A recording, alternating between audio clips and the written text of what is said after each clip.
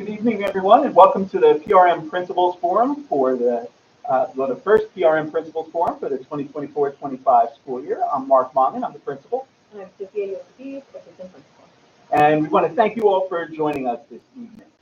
What you're going to see tonight is a look at what's going on this year, some things that we're going to look to for next year. Also, we're going to answer some common questions that you may have, things we hear and get asked a lot in middle school, and so we want you to have all of that information. We're going to share this video as well as the presentation that you see up here, so even if it's a little difficult to see on the screen right now, you'll at least be able to go through it at your leisure. There's some helpful links in here, so you'll get to have plenty of information and easy access to it. Okay, so as I said, we really want to answer those questions that we get very commonly, things that we know are on your mind. Also, as we go through the course of tonight, if you have any questions that come up as we're going along, please email me. It's monganm@kinnelon.org, MONGONM @kinnelon.org. At the end of the night, I'll check in my email, we'll answer any questions that come up along the way as well. Okay, so as we look at what's new this year at PRM, one of the major things is our new master schedule. Obviously, you know, we revamped it. We did a lot of work and shared a lot of information in the end of last year and towards the beginning of this year. We now have 6 49-minute periods for our core academic classes, which is an increase over the academic time we offered in most of those classes. And then the middle of the day is 2 39-minute periods, one of which is our lunch period, one of which is our COLT or custom option learning time period, where students get exposure to different types of activities, things that are hopefully of high interest to them, and things that give them, you know, a little bit more of a laid back middle of the day while also keeping them engaged with things that are meaningful. So as we talk about that custom option learning time period, you may remember at the end of last year, we had all of our incoming 6th, 7th, and 8th grade students select their options or rank their options as far as what they wanted to do in that COLT period. The COLT period, again, is that 39-minute period. It meets every other day. Okay, so all of our students take a performance option, which is either band or choir or public speaking. That may be on an A day. Then on the B day would be their custom option learning time selection, which could be art. It could be Chromebook repair. It could be any of a number of things. And so our students made those selections at the end of last year for this year. Next week, they are going to make selections for what they want for the second marking period. We'll do this again in the third, and we'll do it again for the fourth. And it's really important to note that when we look at our COLT options, it's something that we are constantly looking at this program. It's brand new. We want it to work. We want it to fit. We want it to be something that our students want. So actually, those COLT options that students had at the end of last year, many of those will be options that they can choose again. Students will be moving to different COLT options for the second marking period. At the same time, we are going to add in some new things based on feedback that we gained from the students and based on things that we saw among our staff members as well. One of these is what's going to be called a WIN period, W-I-N, what I need. So essentially what that will be is, that will be, of course, that if the students select that, it's a place where they can work on homework, they can work on assignments, take their time with additional things. There are also going to be some other options in there for them. So let's say it's a day where maybe they don't have a lot of work to do and they're not coming in with that. There are a number of educational options that we will have there for them as well.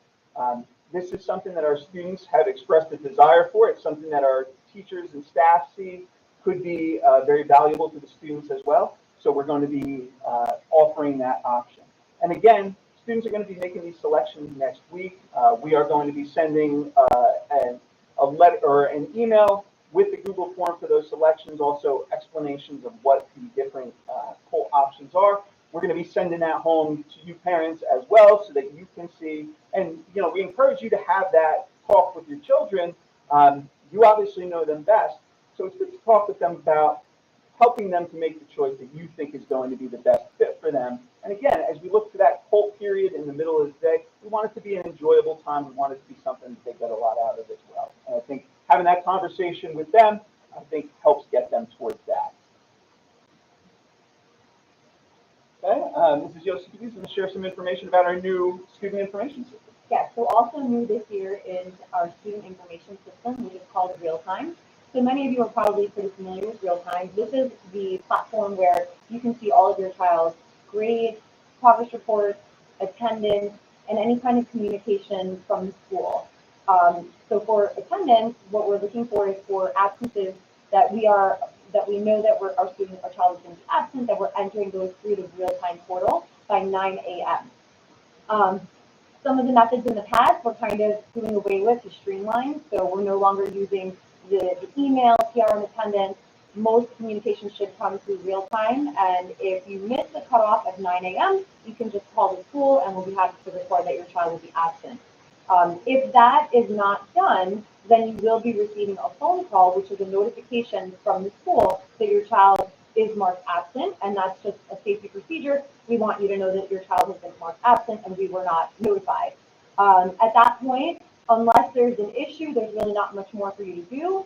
If you feel that there's a discrepancy with attendance, you can absolutely give the school a call so we can see. Sometimes errors do happen. It is a new system, so we are, needling down the specifics to make it a seamless process. Additionally, if you have any type of documents that need to be signed, like student 504s, IEPs, all that information is also built into Real-Time. Right. And you may remember at the beginning of the year, we moved from School Messenger to Real-Time communication system, which definitely is an upgrade. Early in the year, there was a point in time where certain email domains, were not receiving those messages. That has since been rectified, so all of those are coming through. And one of the great things about Real-Time is if you go into that communication tab when you're logged in to your account, you can see all those messages we sent. They're kind of kept in there in the library for you. So it saves you from having to filter back through emails and everything like that. It's a much better system than what we had in the past. Okay.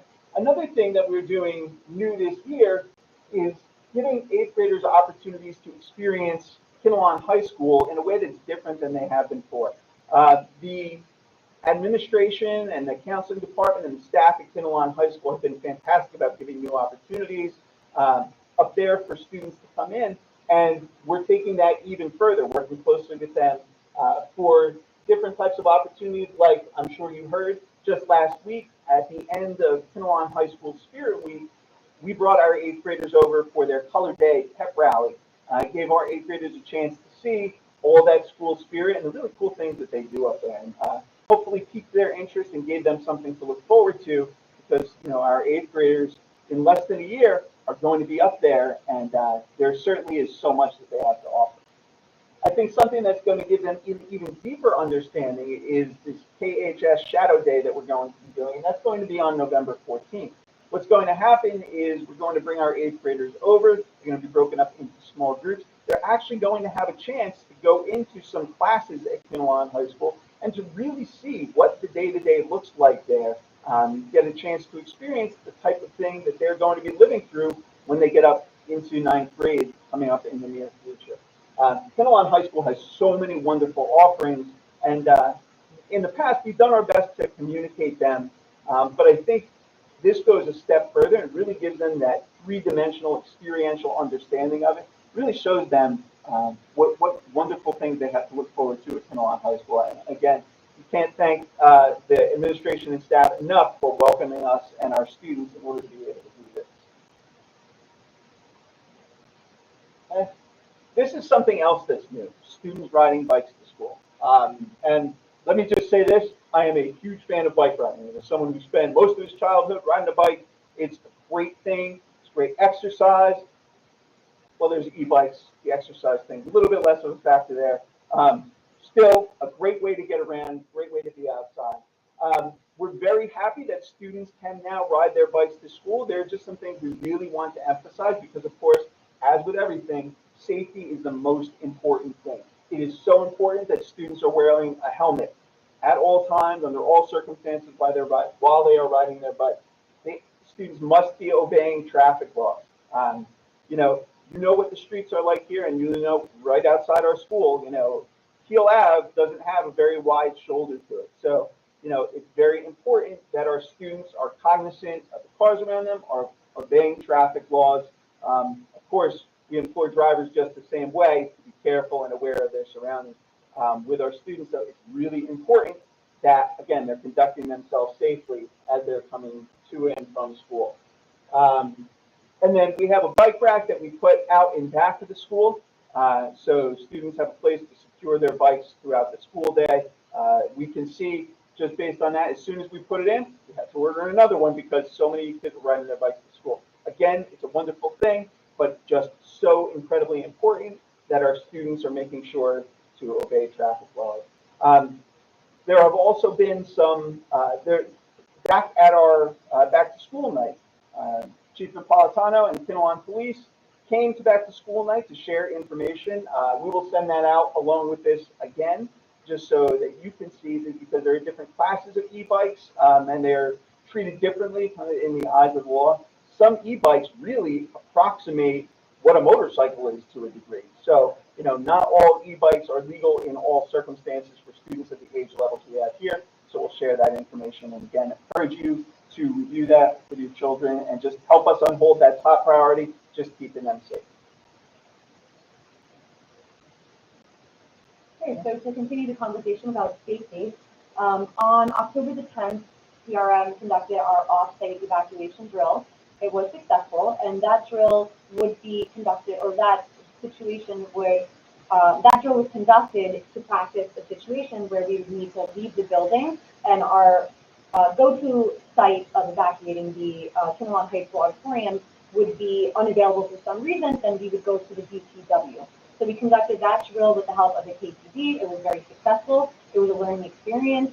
We gathered feedback, and we will be conducting it again, another drill in the spring. Again, something new this year that we've cracked down on are cell phones in the school buildings. This has really gone great so far. Our school is a cell phone-free zone from the start of the school day to the end of the school day. Students are not allowed to have the cell phones on them. They're supposed to be off and away in their lockers. If a student is caught with it, it is brought down to the office. They're not allowed to have it. Thus far, students have been doing a great job, and our teachers are really noticing the difference of eliminating that distraction from the classroom. So we're definitely happy to see that. Lanyards, students are expected to wear their lanyards every single day. Most of our students have been great with that. We are waiting on a shipment. We know that, some have gone missing, some have broke, we have some replacements, but we are waiting for a shipment. As soon as we get it, every student will be given a lanyard who needs one, and that way, we can continue that safety protocol of just being able to identify who's in our building, if people aren't in our building. And the locks. We are requiring students to lock their lockers. Again, that's just wrong with safety. We will be sending out a Google form later this week where students can tell us if there is any issue. They don't have their lock, they don't know their combination. So we'll be sending that out to survey our students to find out who needs what, get everybody what they need, and then we will be enforcing that all of our students are locking their lockers on a regular basis. Right. We have also become pros at helping students that have trouble with their combination. So it's never a problem, and usually it's just a quick meeting and we can work them through it. So, if your child struggles with that, or if they have any kind of worry about that, just let us know. We're happy to help them through it.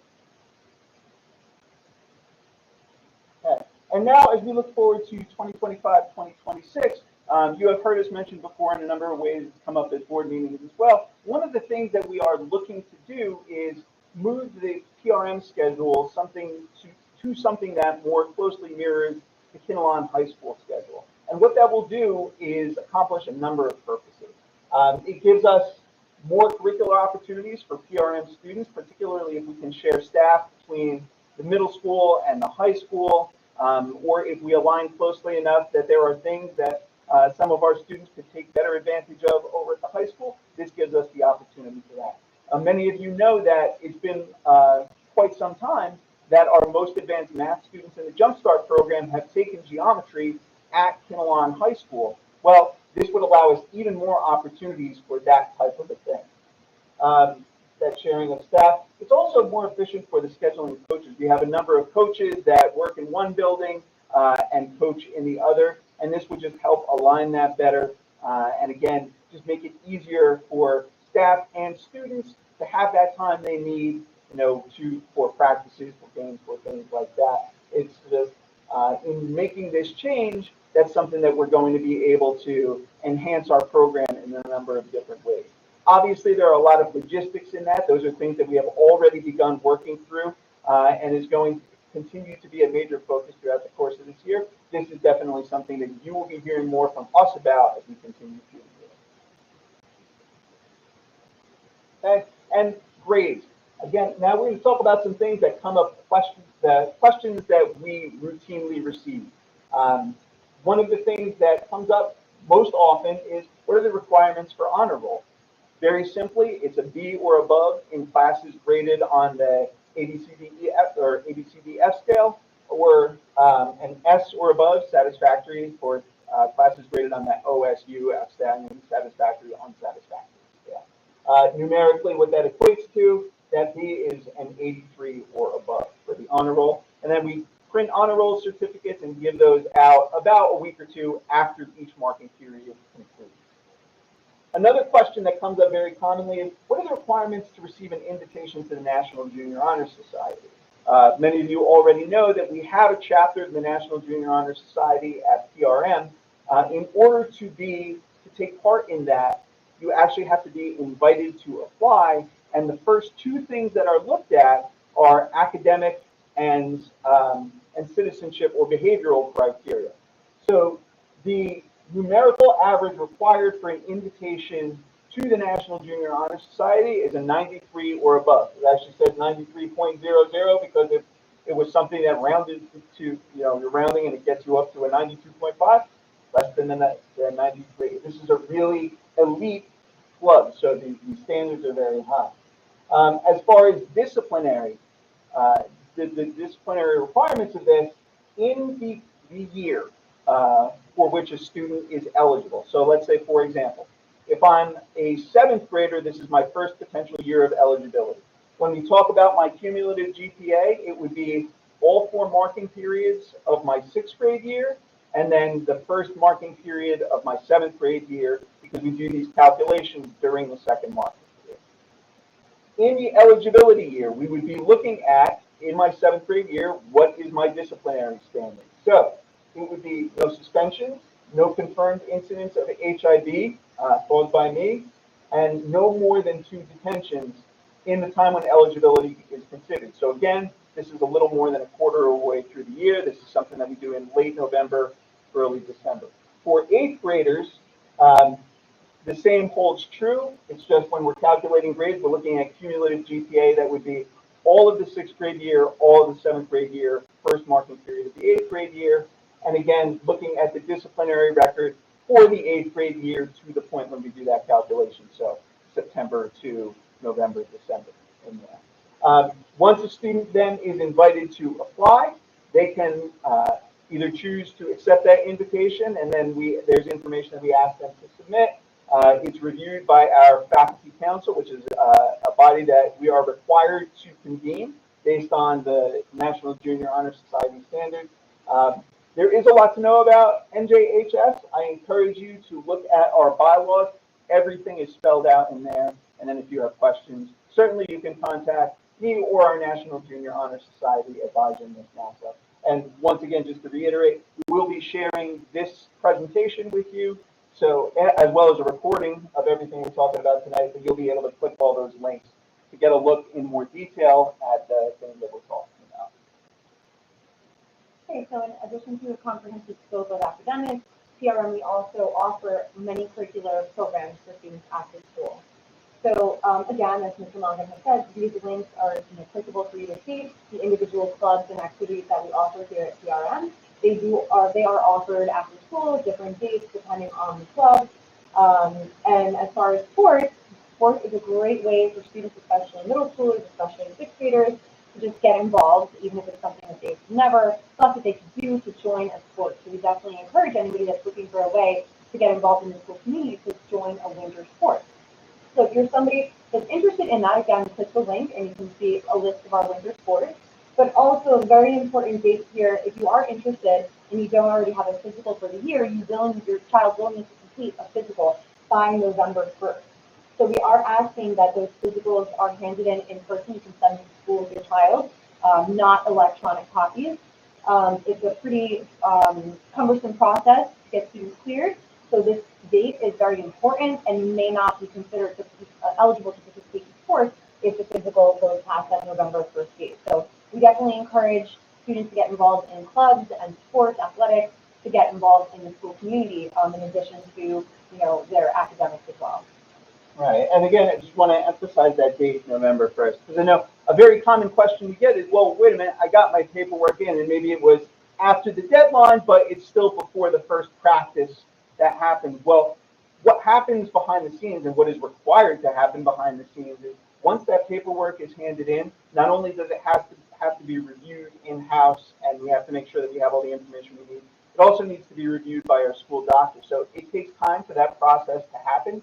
And that's why it's important that that deadline is adhered to, because that's the way we can ensure that our students are ready to go for the beginning of each season. You are shortly going to be receiving information from us. Actually, look in this upcoming Friday's newsletter.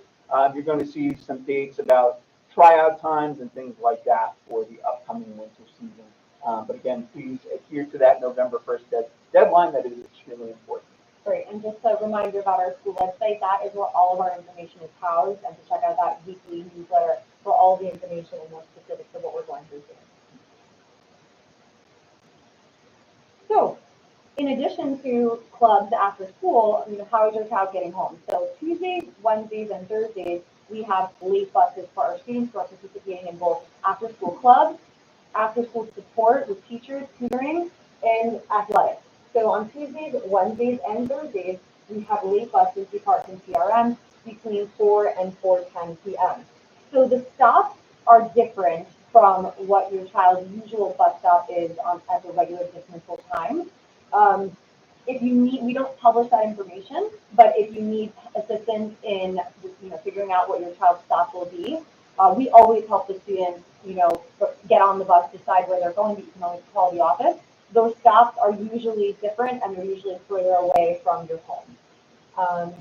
And if you would like your child to ride a different bus than their assigned bus, we would need an email from you, the parent, and the parent of the other, and the other child, their parent as well. And that goes the same if your child is being picked up by another parent, not a bus, but another parent that's picking your child up. It's the same routine. We need an email from you, the parent, and the parent of the other child that student is going home with for the day. And that email can be sent to our administrative staff, and that is what is required, and then we give a task to your child. All right. And just one more thing about late buses, as Mrs. Yosefidi said, the vast majority of after-school activities, students are able to take those late buses.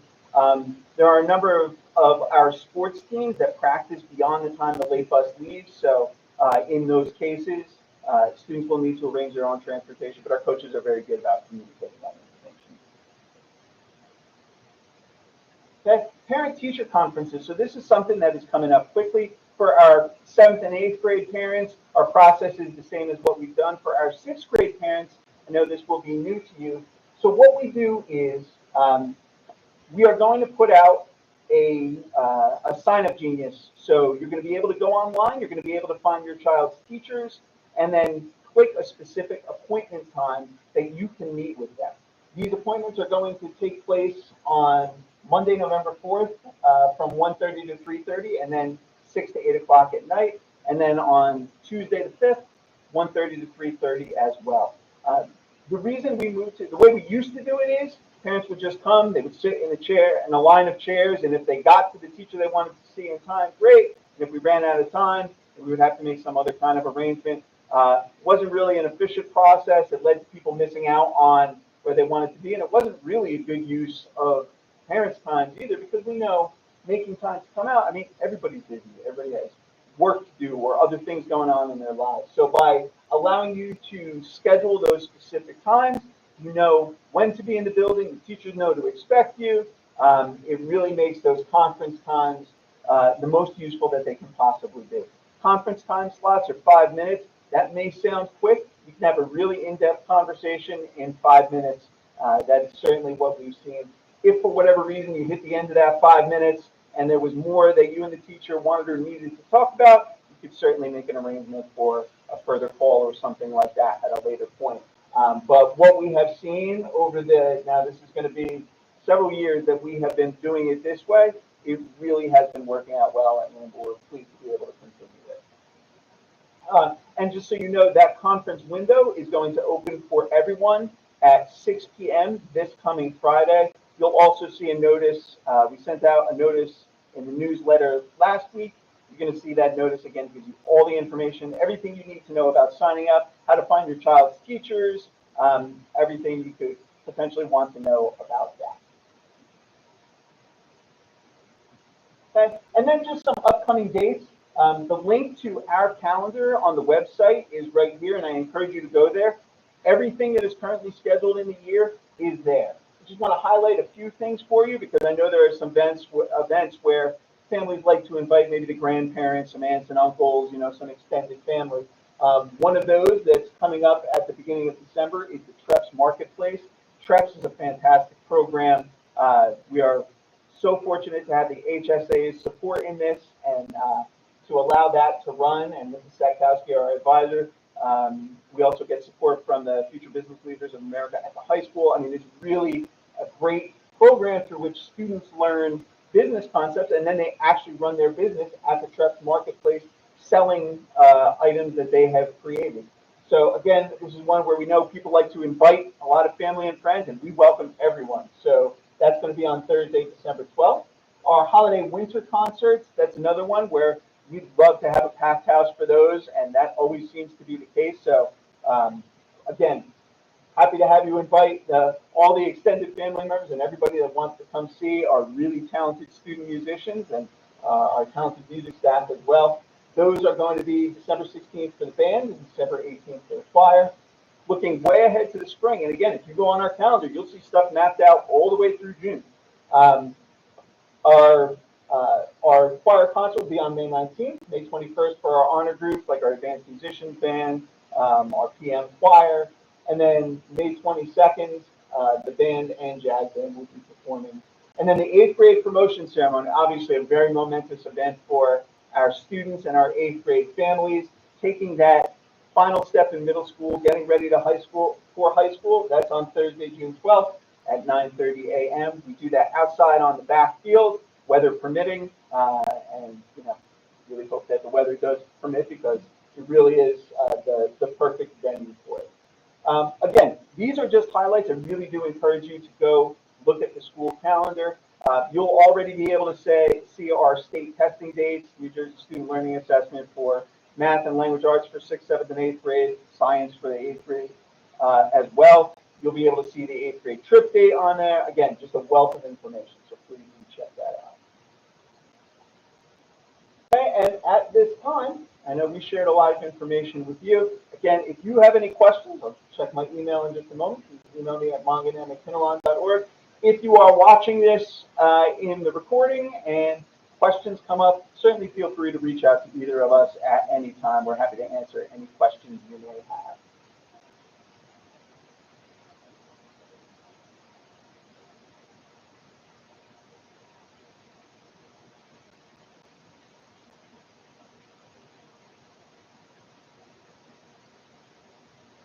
Okay, so no questions currently, but again, at any point you need to reach out, we certainly encourage you to do so. We really feel like the school year is off to a fantastic start. We're really appreciative of the way our 6th, 7th, and 8th graders have approached the year, and we keep that positive momentum going.